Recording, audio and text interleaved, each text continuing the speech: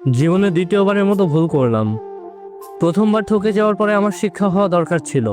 আমার শিক্ষা হয়েছিল। আমি অনেক মানুষকে ইগনোর করেছি।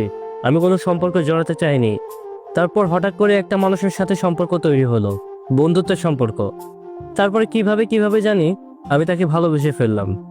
প্রথম ভালোবাসার মানুষটাকে আমি যতটা বেশি ভালোবেসেছিলাম তার থেকে ডবল ভালোবেসেছি সেই মানুষটাকে। আমার মাঝে মাঝে ভয় হতো যদি আবারও সেই মানুষটার মতো হারিয়ে ফেলি, কিন্তু তার প্রতি এমনভাবে আমার বিশ্বাস আর ভরসা তৈরি হয়ে গেছিল যে আমার মনে হয়নি যে এই মানুষটা আমার সাথে বেইমানি করতে পারবে। কারণ এই মানুষটা আমার ভেঙে যাওয়ার গল্প শোনার পরেই আমাকে ভালোবেসেছে। তার পারমিশন নিয়েই তাকে ভালোবেসেছিলাম। আমি তার কাছে কোনো কিছু লুকাইনি। অনেক কিছুই চাইলে লুকাতে পারতাম, কিন্তু শেষমেশ ভেবে দেখলাম লুকিয়ে লাভ কি? লুকিয়ে তো আর নিজের ভাগ্যের গল্প চেঞ্জ করতে পারবো না আমি। তাই তাকে ভালোবেসেছিলাম।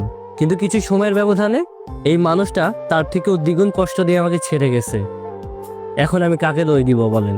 আমার খারাপ লাগার কষ্টগুলো আমি এর আগের বার সবার কাছে শোনালেও এবার কার কাছে শোনাবো? সবাই তো আমাকেই খারাপ বলতেছে। কারণ আমার প্রথমবারের শিক্ষা হওয়ার দরকার ছিল, কিন্তু আমি আবারও ভুল করেছি। আসলে আমি কেমন যেন একটা মানুষ, খুব সহজেই কাউকে বিশ্বাস করে ফেলি।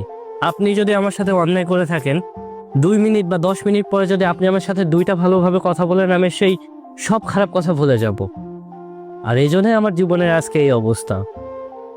আজকে আমার খারাপ থাকার পেছনে অন্য কেউ দায়ী নয়, বরং আমি নিজে দায়ী।